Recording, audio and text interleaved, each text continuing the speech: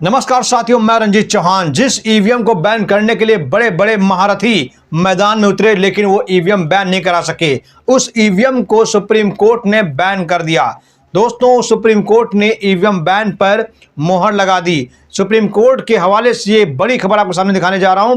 दोस्तों, आपसे अनुरोध करता हूं, चैनल पर नए हैं मैं चैनल को सब्सक्राइब कर लीजिए। बहुत बड़ी खबर है। आप जानते हैं कि ईवीएम के जरिए नरेंद्र मोदी जी कई राज्यों में सरकार बनाते आ रहे हैं। ईवीएम के जरिए लोकतंत्र की हत्या करते आ रहे हैं और ईवीएम पर विपक्ष ने सबसे ज्यादा चोट की है। कहा है कि ईवीएम के रहते हुए देश में कभी भी विपक्ष की सरकार नहीं बन सकती है। ईवीएम के रहते हुए कभी देश में निष्पक्ष चुनाव नहीं हो सकता है। और जब मामला सुप्रीम कोर्ट में गया तो सुप्रीम कोर्ट के जज ने कहा कि अब देश में जो आम चुनाव होंगे वो बैलेट चुनाव होंगे, ईवीएम से नहीं होंगे। अरविंद केजरीवाल, राहुल गांधी समेत कई नेताओं में जश्न का माहौल है। दोस्तों, बहुत बड़ी रिपोर्ट है और मैं आपको बता दूं कि आज के जो जज हैं, सीजेआई बी.आर. गवई या कोई भी जज हों, आज के जज वाकई में जब वो जज कुर्सी संभालते हैं तो सिंघम अवतार में होते हैं। ऐसा लगता है कि वो सरकार में तूफान मचा देंगे। सरकार के जो काले कानून हैं, काले जो नियम हैं, उस पर वो बड़ा प्रहार करेंगे। लेकिन रिटायरमेंट के समय वो पता नहीं क्यों कमजोर पड़ जाते हैं।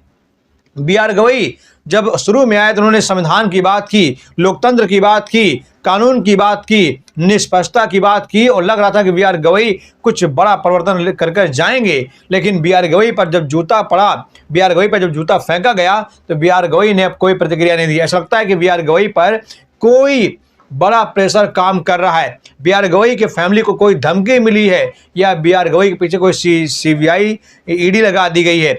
लेकिन चलिए इस पर हम बात में करेंगे। पहले ईवीएम पर बात करते हैं कि क्यों मैं कह रहा हूं कि सुप्रीम कोर्ट के हवाले से ईवीएम पर बड़ी खबर आ रही है। देखिए, खबर है कि नई दिल्ली से इस वक्त की सबसे बड़ी खबर आ रही है। सुप्रीम कोर्ट ने आज एक ऐतिहासिक फैसला सुनाते हुए कहा कि अब देश में सभी चुनाव बैलेट पेपर से कराए जाएंगे। लंबे समय से चल रही ईवीएम मशीन में धांधली और वोट चोरी के आरोपों पर सुनवाई के बाद सुप्रीम कोर्ट ने यह बड़ा निर्णय लिया है, जिसे लोकतंत्र के लिए टर्निंग पॉइंट कहा जाता है। दोस्तों, पहले मैं चाहता हूं खबर को ध्यान सुनिएगा, उसके बाद मैं आपको बताता हूं सुप्रीम कोर्ट का फैसला क्यों और कैसे आ गया। देखिए, देश में वोट चोरी को लेकर आज सुप्रीम कोर्ट में एक ऐतिहासिक सुनवाई की शुरुआत हुई। लंबे समय से जनता, विपक्षी दलों और कई सामाजिक संगठनों की ओर से उठाई जा रही शिकायतों के बाद आखिरकार सुप्रीम कोर्ट ने इस मामले को गंभीरता से लेते हुए सुनवाई शुरू कर दी है।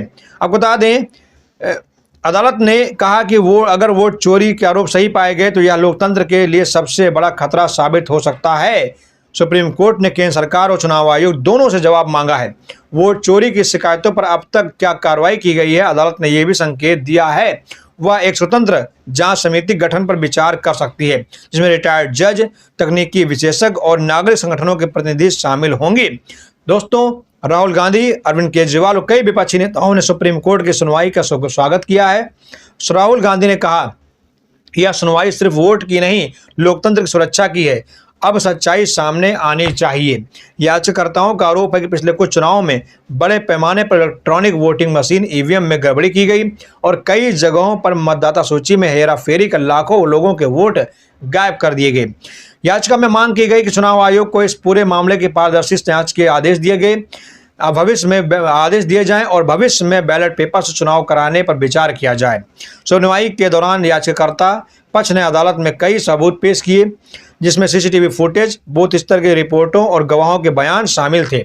याचिकाकर्ता वकीलों ने कहा कि अब जब जनता का वोट ही सुरक्षित नहीं रहेगा तो लोकतंत्र का अस्तित्व कैसे बचेगा। दोस्तों, सुप्रीम कोर्ट ने केंद्र सरकार और चुनाव आयोग दोनों से जवाब मांगा है।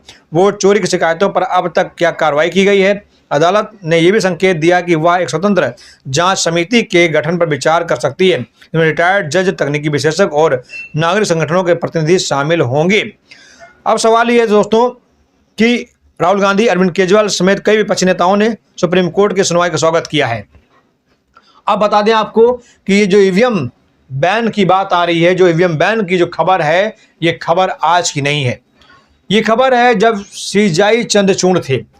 सीजे चंद्रचूड़ ने ईवीएम पर सुनवाई करने का फैसला लिया था और कहा था कि ईवीएम बंद होनी चाहिए, ईवीएम बैन होनी चाहिए।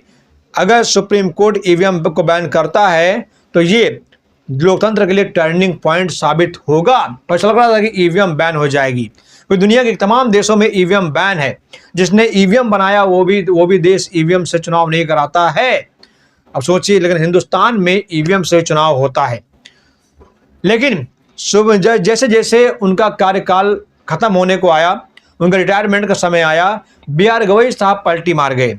बी.आर. गवई साहब पूरी तरीके से मोदीमय हो गए। ऐसा लगता है कि बी.आर. गवई को कोई बड़ी राशि दे दी गई, या उन्हें कोई डर दिखाया गया, कोई भय लोभ लालच दिखाया गया, कोई पद का लालच दिया गया, जिसकी वजह से उन्होंने ईवीएम पर अपना जो स्टैंड था वो स्टैंड ही पूरी तरीके से उल्टा कर दिया। तो दोस्तों, ईवीएम हालांकि बैन नहीं है, ये चंद्रचूड़ साहब के समय की खबर है। लेकिन जिस प्रकार चंद्रचूड़ साहब ने मोर्चा संभाला था, खबरें देश में वायरल हुई थी, वाकई में इस समय अगर सीजेआई बी.आर. गवई साहब स्टैंड ले लें तो इतिहास रच सकते हैं।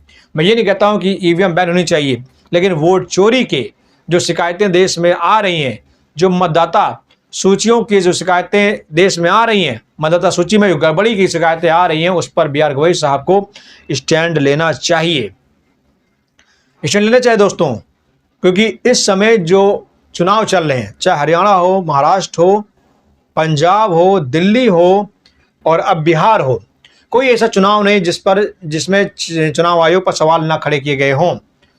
यहाँ तक कि बिहार के चुनाव में एक एक घर में 4000 वोट पाए गए, 4 कमरों के मकान में 4000 वोट पाए गए। ये कैसे पॉसिबल है? क्योंकि चुनाव आयोग के रिकॉर्ड में ये पॉसिबल है। बिहार के चुनाव में 65 लाख वोटरों के वोटिंग काट दी गई, उनको मतदान करने से वंचित कर दिया गया। यहाँ तक कि चुनाव आयोग ने कहा कि अवैध घुसपैठिए हैं, जिनके वोट काटे गए वो अवैध घुसपैठिए हैं।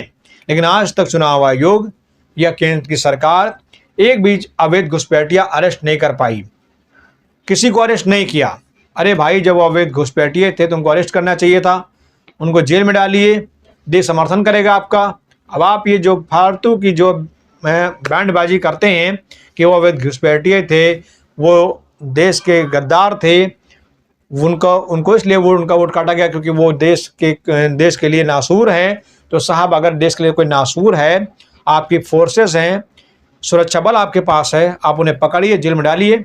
अगर वो आतंकवादी हैं तो उनका इनकाउंटर करिए, आप करिए इनकाउंटर, घुसपैठियों को देश के बाहर करिए। हिंदुस्तान कोई धर्मशाला नहीं है जो अवैध घुसपैठियों को शरण देगा, उन्हें बाहर करिए, उन्हें मार कर भगाइए, मैं समर्थन करता हूँ।